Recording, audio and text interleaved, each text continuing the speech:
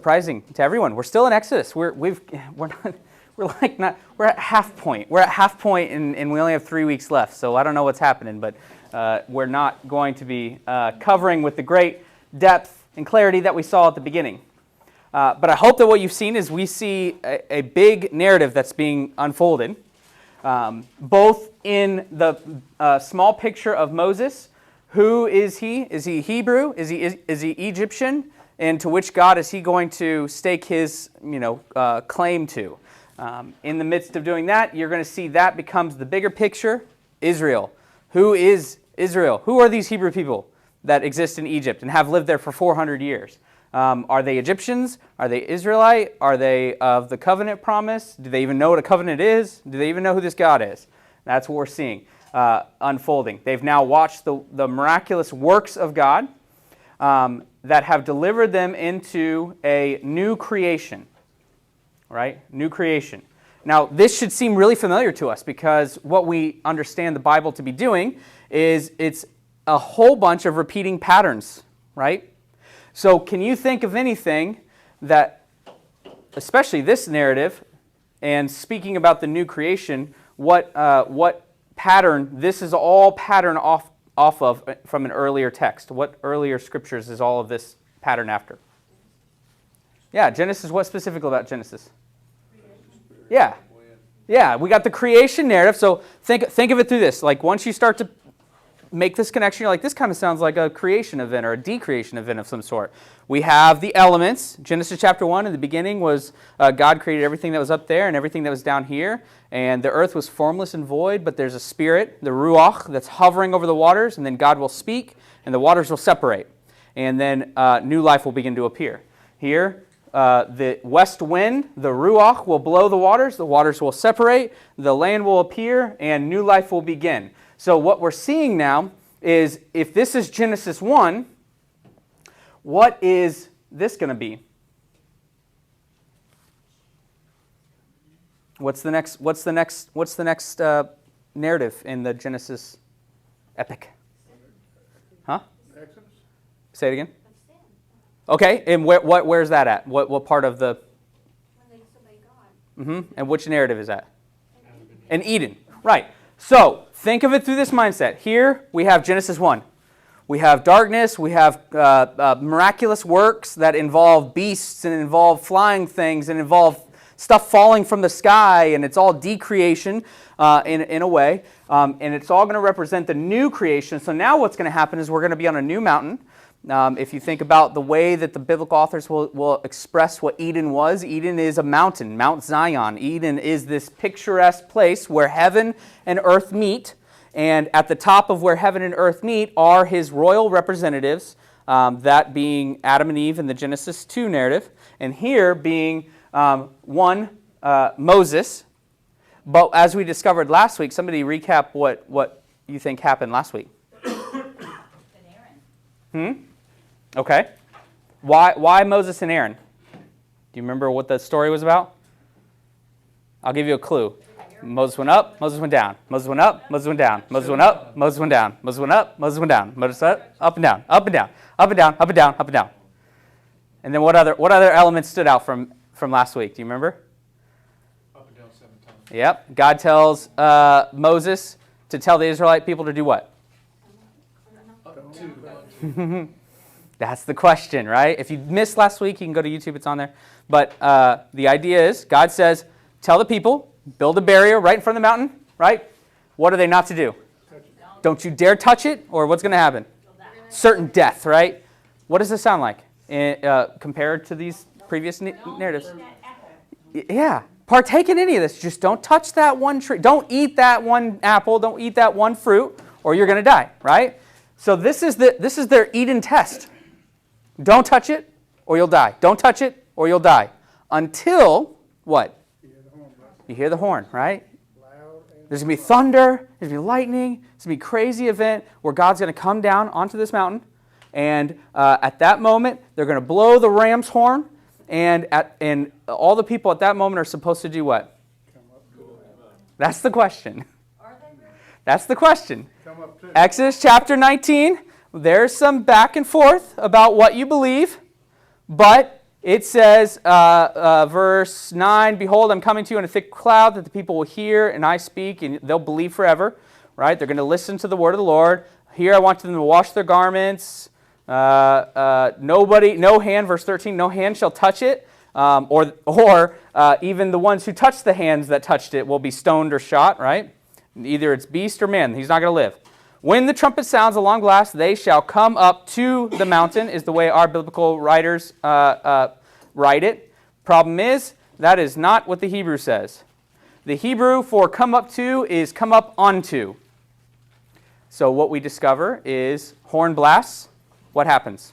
They had the wrong translation too. They had the wrong translation too. They do not come up onto the mountain. Horn blasts longer and louder. What do they not do? They do not come up on the mountain. So then God immediately tells Moses, "Tell them, don't you step foot on this mountain." He does not correct them. He does not speak ill of their decision. It's just left out there for us to discover, what in the world is this about? What is happening right now? Right? The phrase that he uses later for "tell them not to come up to the mountain" is a different phrase than the "come onto." If you want more on that, go watch last week's or talk to me afterwards. I'll talk to you about that. The point is, if this is the Eden narrative, they're being tested. What did Israel do? Pass or fail? They failed. We will understand that to the greater depth because of what comes directly next in the narrative. What happens exactly after this? What is given in Exodus chapter 19 and 20? Yes. The law. The 10 Commandments, right? "Thou shalt not have any other gods, make any other idols." It's important to keep this in mind because if you rip the law out of its context, you can make it something that it never was meant to be. Why is the law given here? What did they just do? What did they just do? What did God just do to them? He tested them, and they failed. And in response to that, God is now going to try to continue his Genesis 1 ways of taking chaos and bringing in order. So now these are a chaotic people who they've actually been through multiple tests. Remember, it was better in Egypt. Where's all the food and water? Are you trying to kill us, Moses? And God's going to provide for them. Here's water. Here's manna. Here's all this stuff. He's going to continue to prove that he is the God of the new creations, new beginnings, the ones that they are staking their claim to. And now he's going to test them in a fearful way, and they're going to fail the test. And so now he's going to try to bring order out of this by giving them 10 and 42. So 10 commandments and 42 laws. And that's where we're at today, Exodus chapter 20. So Exodus chapter 20, we're just going to kind of crawl through these a little bit and look at the narrative context of this that helps kind of, I think, make more sense of the law. Why would that be important? Why is that important to understand that these commandments and these laws and stuff are all in the midst of a narrative being fleshed out? Why is that important, do you think? God spoke it. Okay, God spoke it, so it's important. What are we to do with this? Obey it. Okay, obey it, learn from it, maybe. What are we learning? Huh? Okay, so recognize. Okay, yeah, I can see that. It's a good lesson. What not to do. What is the author trying to get us to see? Let me ask you this way: what's the point of the laws, and why don't we follow them today? Help us get closer to God. Okay, help us get closer to God. To show us what sin is. Yeah. Let me ask you a question about the help us get closer to God thing. Were the people closer to God before this? Like, were they ever closer to God? Like, No. okay. Were they closer than what they were at the beginning of the narrative? You don't think so? I think they should have been. Right with them, walking with them. I mean, what happened here In Exodus, in Genesis? in the Exodus narrative? Even after he gave people who had it for them, they still. Yeah, but would you say that they at least were closer than when they were up here? Sure they were. Mm-hmm. They'd have to be. So they've already become closer to him. In fact, the reason they're here is because they trusted and followed his word, right? Ultimately, because of the Passover event, because they trusted what Moses was saying, they trusted this God, they came out, and then God miraculously provided for them and their needs in their wandering in the wilderness, their mini wandering in the wilderness. Had they been rescued already? Yeah, so the idea is that this salvation had already occurred. The problem is that in the modern context, we oftentimes will struggle with how these rules fit into salvation. The rules were given to the rescued people, the already rescued people. So did they have to do anything to be rescued? I mean, not technically. So what's the point of the rules? Teach other people. Okay? So they wouldn't have chaos? So they wouldn't have... Yes, absolutely. If you go to... I lost my place. Oh.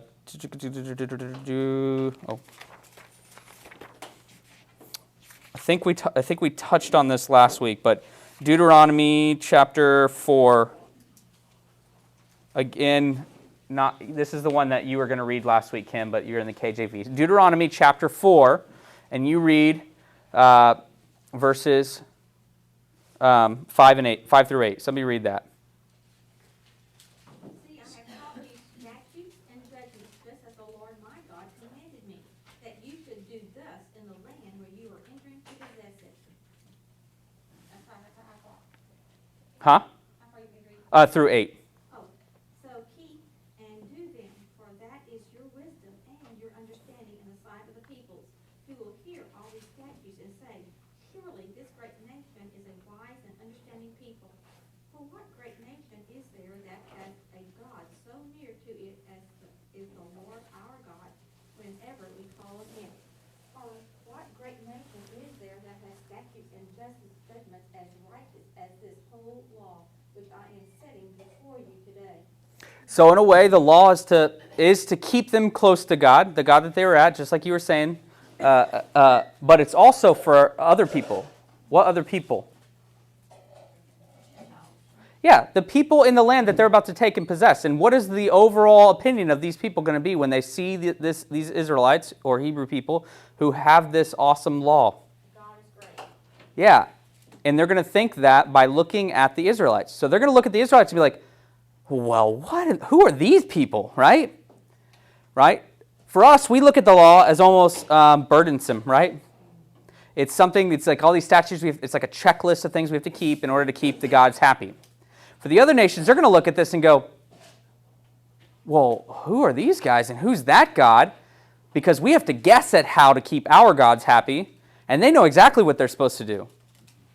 So it's not a burden, it's a privilege to be given these laws. And that in doing so, the outcome is not for the people, the Hebrew people, the outcome is so that the Hebrew people will meet their full potential of being a kingdom of what?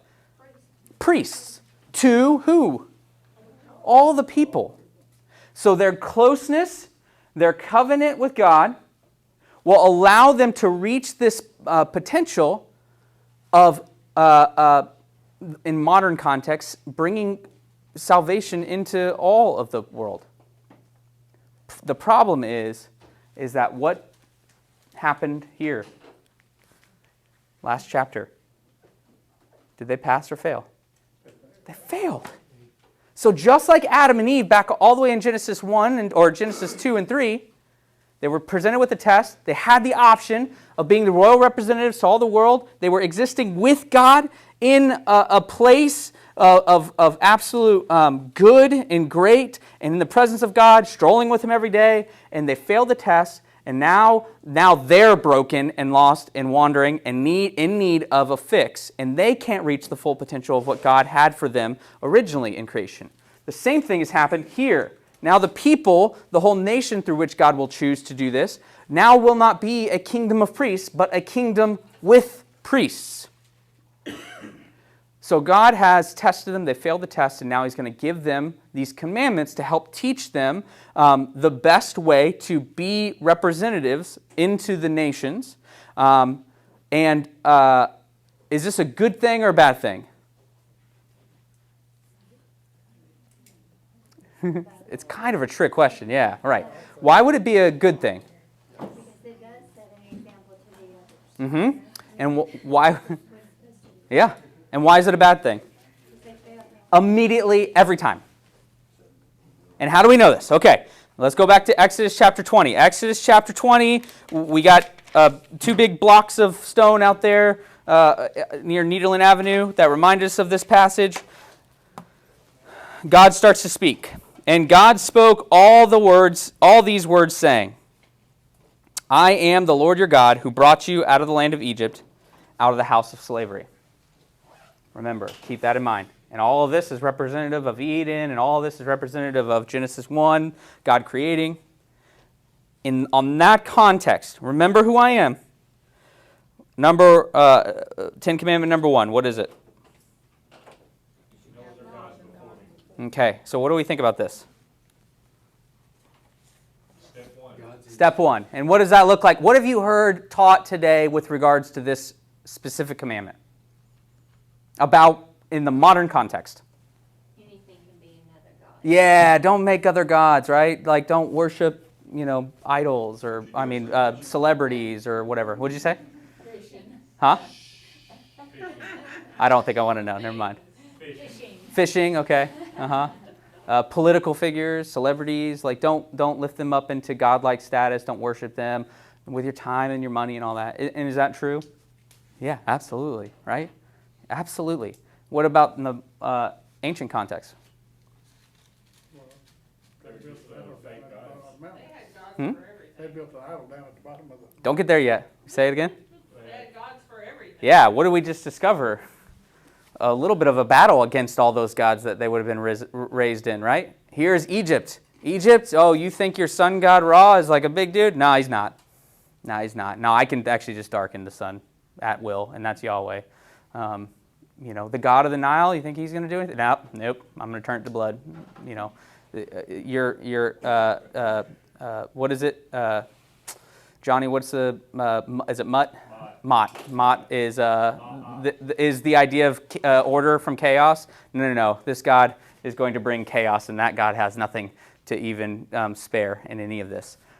So don't have any other gods before us. Now, what is the implication underlying this statement? Okay, I am the Lord your God, yes, and? There are other gods. Oh. We are, see what we have to do there? We're in tricky territory, right? So is this a non-commandment? Like, is this like don't worry, there's no other gods. Don't worry about it. Can't have those. They don't even exist because he is the only God. Or is this something else? We're in icky territory, aren't we? Right? Because think of all the things that we bring to that word, big G-O-D, God. Now, what happens when we say, what if there are other little g gods? Well, that gets weird. That gets tricky because that sounds more like ancient mythology and all that kind of stuff. Just keep that in mind. I'm just saying, okay? That's all. That's a good question. Let me ask you this question. Would you say that the majority of all creation up until the most modern ages were at least deistic followers of deity? Whether it be polytheism or monotheism, whether it be one god or many gods, would you say most of all history worship gods? Do you think that they all just made them up?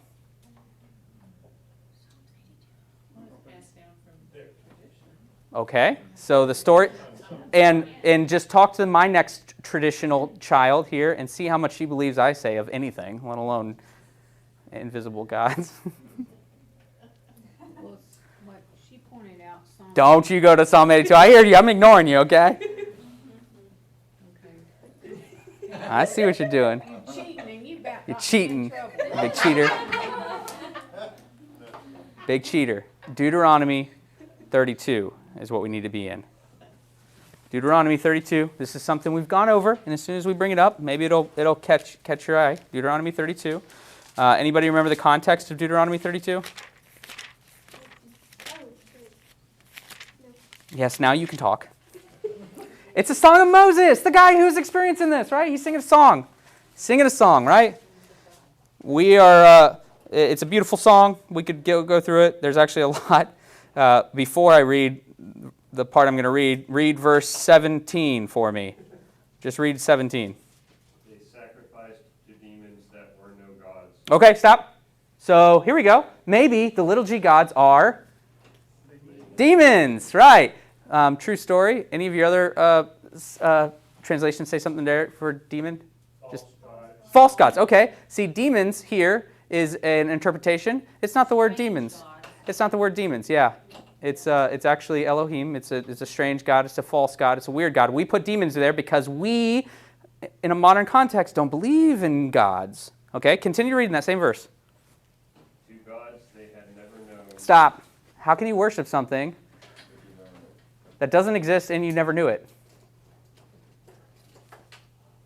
Tell us. Interesting. Okay. Go ahead. We knew gods that had come recently. Hold up. To what? And who are these? And what?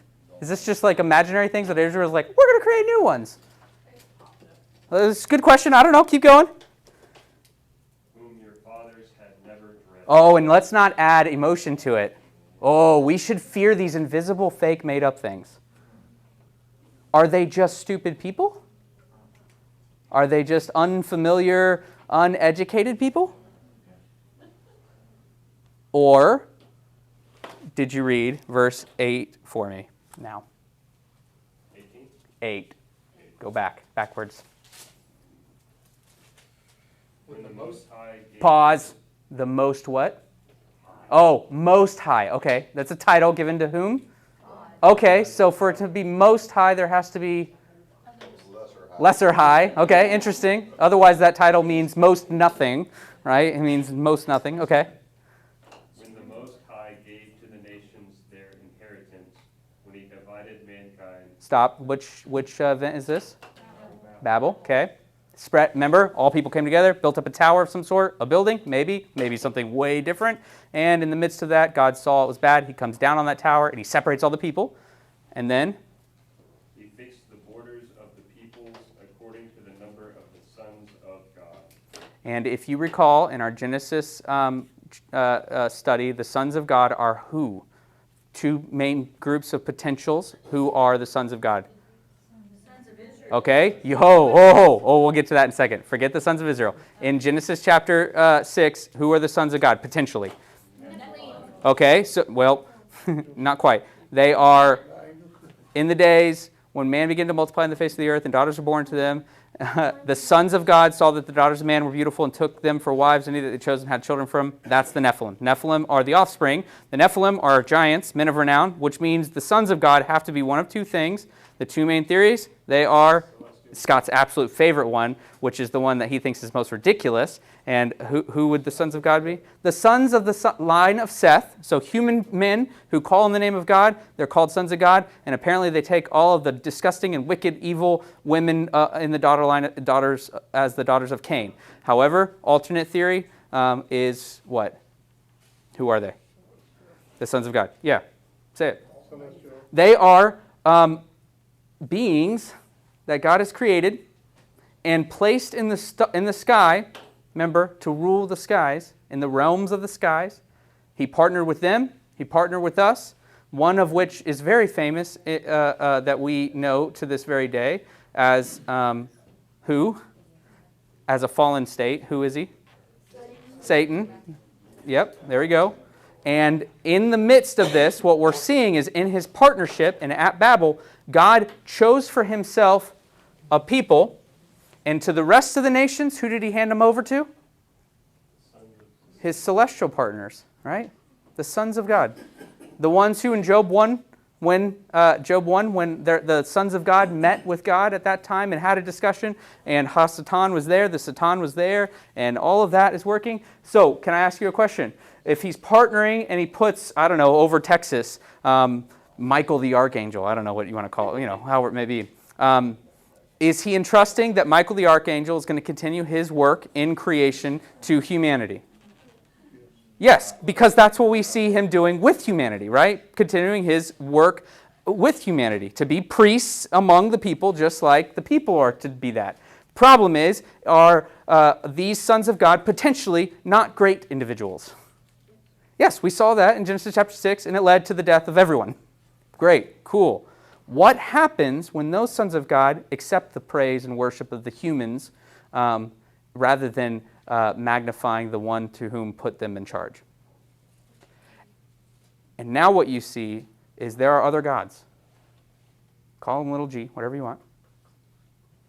But they are celestial beings, Elohim, that are lesser than God, that have failed their position, which is why we get, go ahead, Caitlin, tell me the psalm. Psalms 82. Psalms 82. We're going to review it because there are some newer people in here who maybe don't know it. Psalm 82.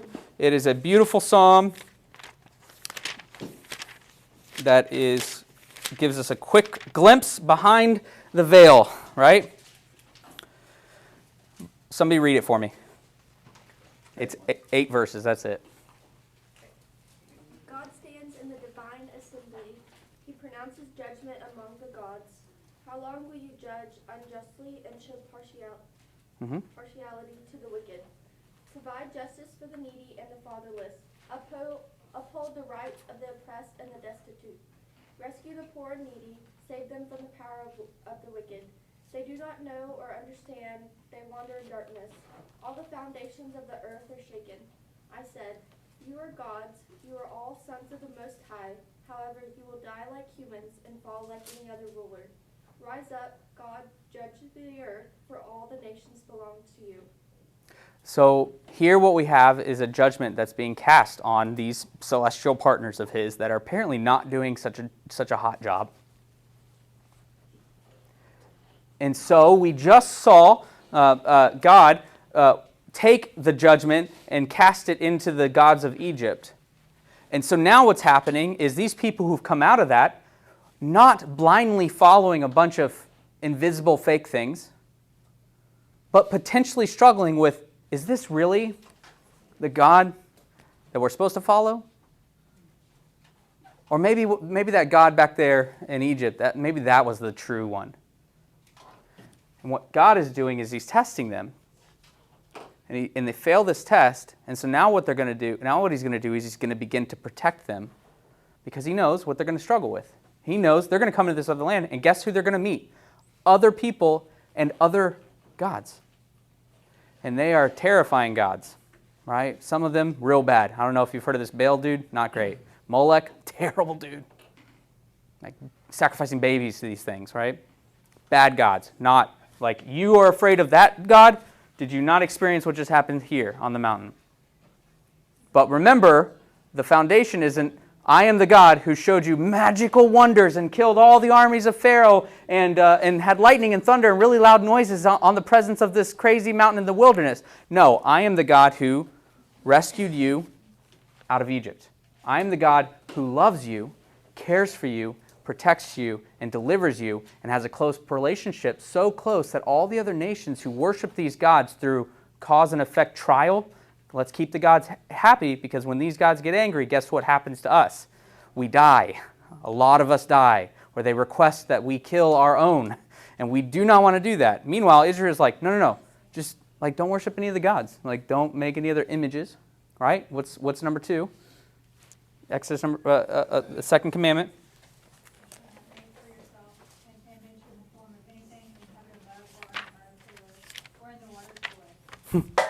Okay, so what does that mean? Don't create idols. Okay, yep. And what does that mean in our modern context, in your opinion?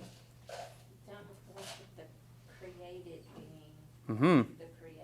Yeah, and then Romans 1 comes to mind. They traded the worship of the creator for the created, right? That's exactly what it's saying here.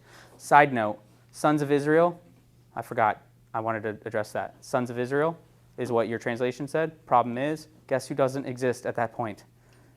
Yeah, Babel, Israel doesn't exist. He won't come for like another 2 generations, right? So, sons of Israel, interpretation, wrong interpretation, I apologize. It's okay, though.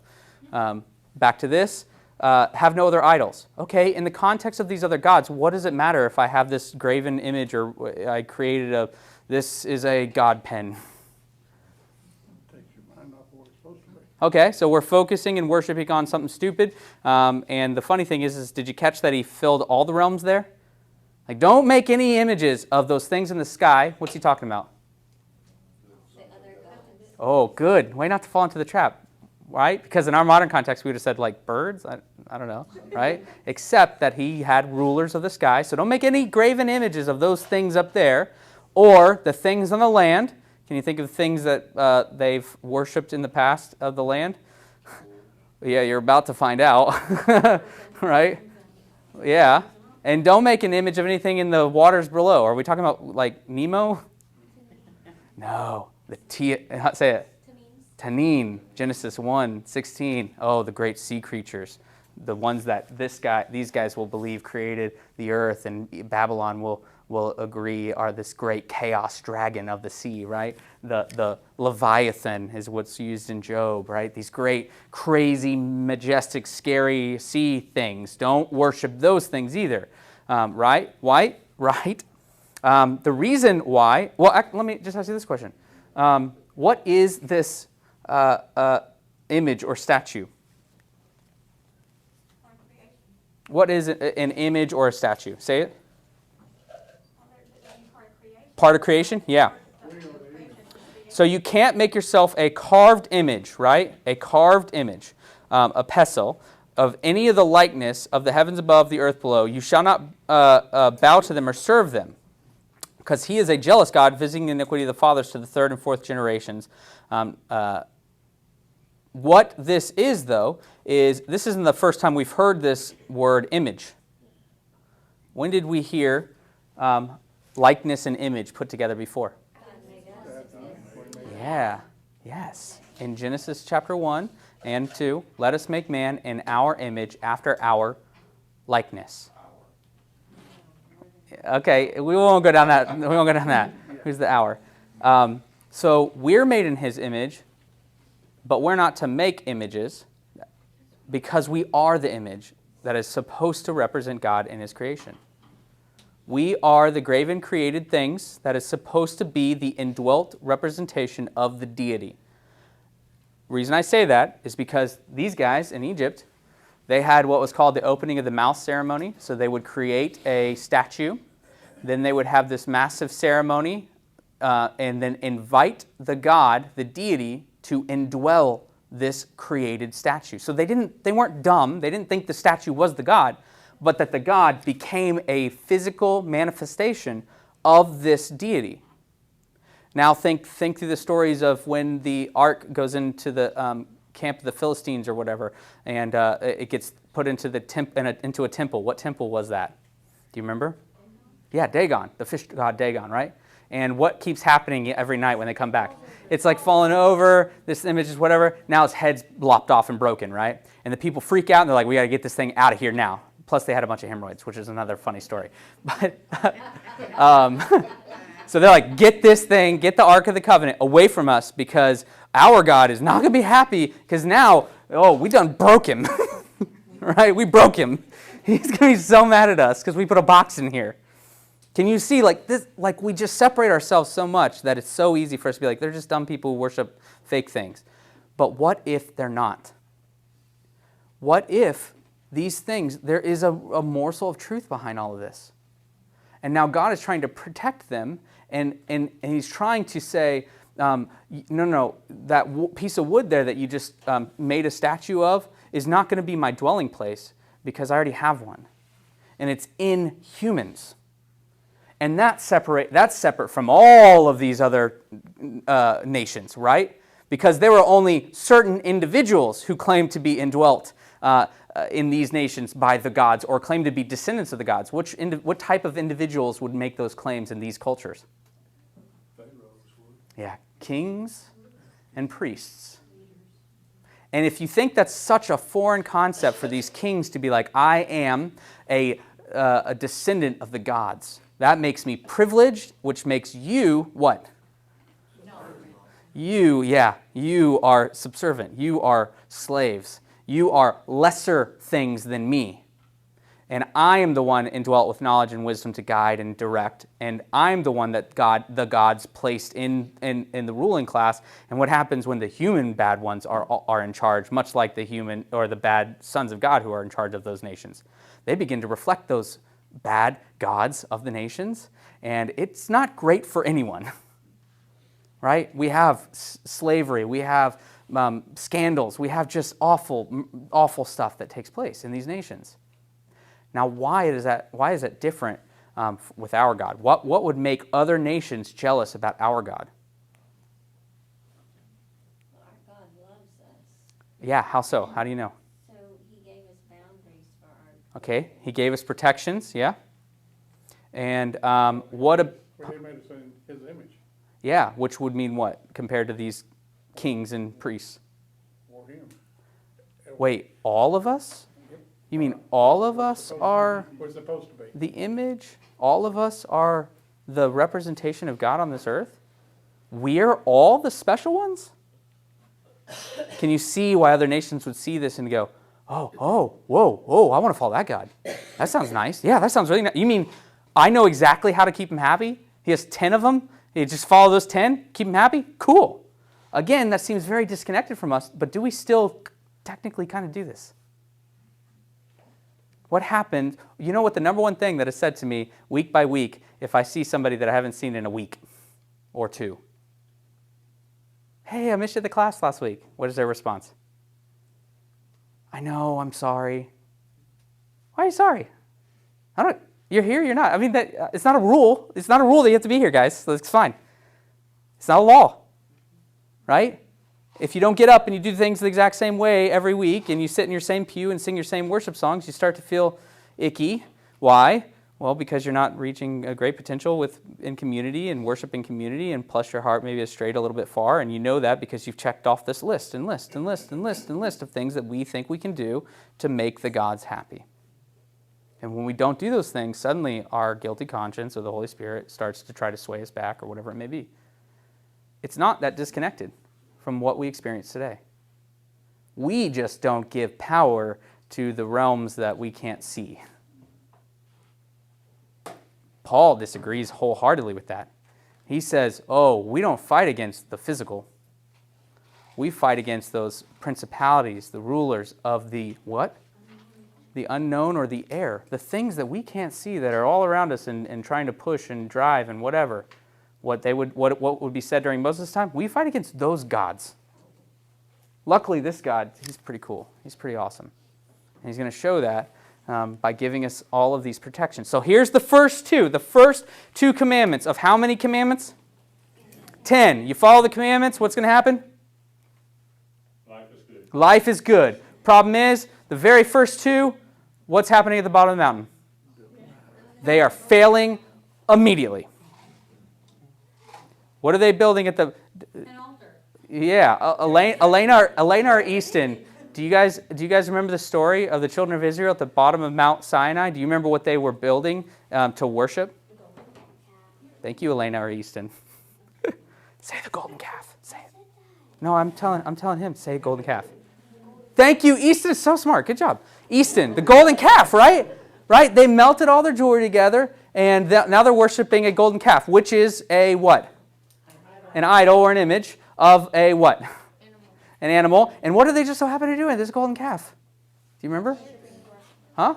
Yeah. How? Do you remember that story? Oh, they're doing all kinds of... You know what they're doing? They're performing a ritual. An opening the mouth ritual. Yeah, we don't talk about that. They're accepting a deity into this figure. And God, who is all-knowing, is up on the top of the mountain going, here's what you should do.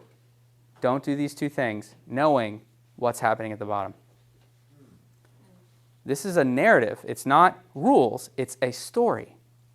It's a story trying to get us to learn something. And what are we learning about God and man at this time? What did the 10 Commandments actually do? Show us we can't follow the law. Yeah. It proved we never had a chance. So guess what's going to be given after this? 42 more. Oh, not just 10. You need 42 now. What's going to happen after that? They're going to fail immediately. And then what are they going to be given? More. And then what's going to happen? They're going to fail again. Then what's going to happen? They're going to be given more, and they're going to immediately fail. They're going to be given more, and they're going to immediately fail. And it's a story about humanity. Because we go back to Adam and Eve. Did they ever have a chance? No. So what's the point of it? The point was never the choice of the humans. The point was the revelation of God into humanity, of his plan to fix the problem that was there from the beginning. God didn't react to the Adam and Eve story, just like he's not reacting here. He's just adding the next step that's slowly revealing and necessitating that he himself is going to fix this problem. And in that context, the problem with that is when we come back here and we try to live by the 10 Commandments or the 42, or like the Jews, the 618 plus the Talmud and all these other rules, they're great and they have a potential to make other nations jealous and realize how good God is, but they don't necessitate they have nothing to do with salvation, because God already offered the salvation to them.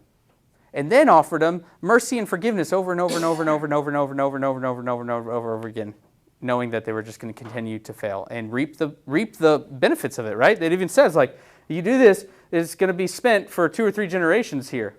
And then if you follow that in, you're going to see that the next 2 or 3 generations are going to build upon this and make it worse. And it's just going to...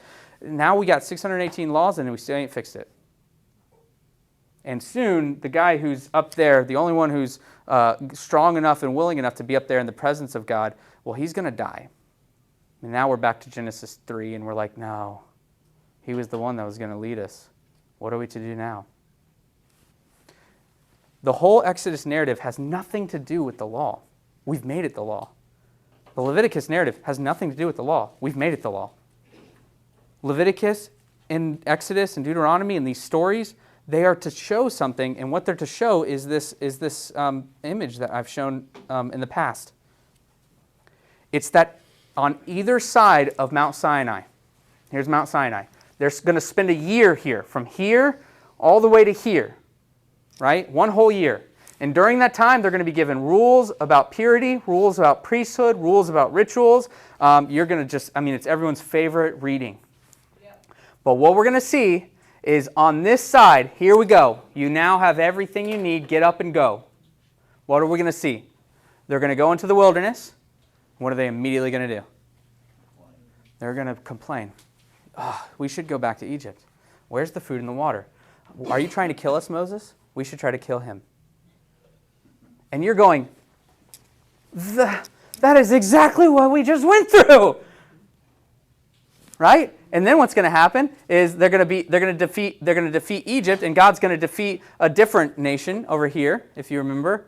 Moses is holding up hands and the Amorites and all those things, and the end is going to be the same. And then if this is the epilogue to Genesis, the epilogue to Deuteronomy is going to be Moses going, okay, I'm about to die. You're looking across the Jordan. You see that land right there? That's going to be yours. That's as close as I can go. This is it. I'm going to die. That's as close as you can go. If you just live by this, you're going to be elevated up, or you're going to succeed. Right? How do the people respond? Okay. We'll do it! And we all do what? Looking at this whole thing? We all giggle. No, they're not. They're not going to do it. They're going to fail immediately, and that was the point the whole time. And the pivot point to this chiastic structure, remember chiasm, triangle, A matches A, B matches B, C matches C. The pivot point is Leviticus chapter 16, which is all about what? The Day of Atonement.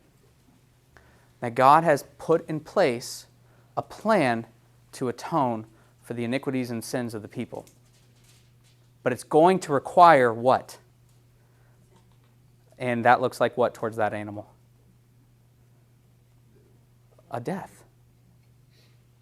And so, when you see this, Israel, Hebrew people, you're going to understand that I am the God who's delivered you out of both Egypt and sin. And you do this in these ways because they're all going to remind you that I am the God who has delivered you out of slavery and death. And if you do this, you will be the nation that all the other nations will begin to come to, because they also want and need that. Problem is, we're left in Deuteronomy with, there has never been a prophet like Moses again. Maybe Joshua will be great. You know what he's going to be real good at? Meditating on the Torah day and night. Joshua chapter 1. Problem is, the people's hearts want to worship other gods. That's their nature. And so the thing that we get to walk away with is that we're really good at not being or bearing the name of God. Think about it. What does it say? What's the next of the Ten Commandments?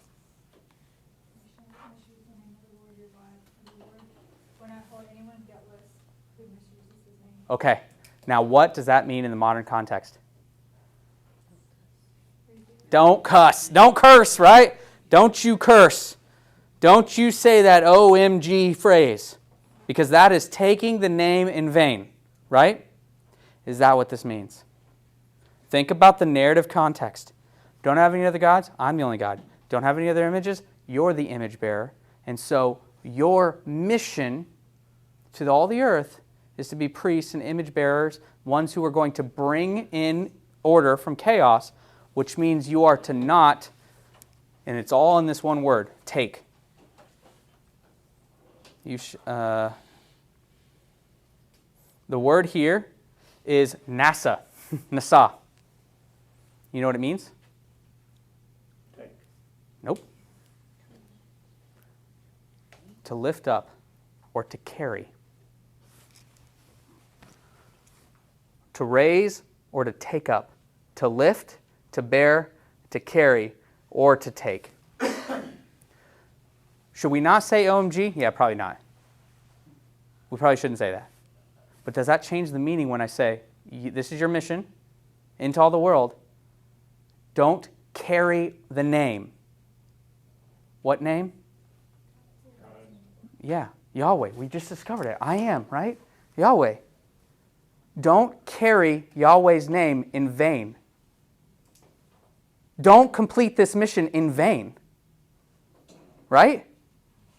Don't go into these people and just utterly fail in the midst of the promised land and all these nations, because you are supposed to be the nation of priests, so don't carry the name of Yahweh in vain. So if we don't represent him well, is that what you're saying? Yes. Don't do this in vain. Don't live life in vain. Like, the point is, you're supposed to do this. You have a potential. You're claiming, we will do it. We're going to do it. Don't do it in vain. So it has nothing to do with like saying the name in vain. Yeah, that's fine. Don't say that. Don't say. I don't like it anyway, so don't say it. Right? But it's not about that. In the context here, it is, don't do this. Don't do this in vain. And then what's the next one?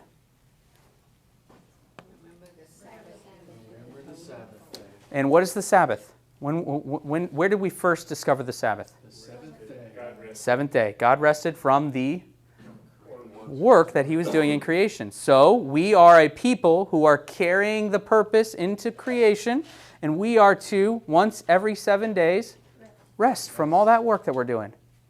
Right? It's a necessity. It's a reset button before you start the next week's. And not only that, I'm going to give you more of these. Much later on, we're going to give you more Sabbaths. Every 7 years, you're going to have a Sabbath in the land. The land's going to rest. And then every 7 times 7, you're going to have a Sabbath of all things. All the land, slave, all of it's going back. We're going to celebrate in a whole year. We've already seen this in place during the Passover instructions. They're going to Sabbath after the celebration of the Passover back in earlier Exodus. This Sabbath is a reset button.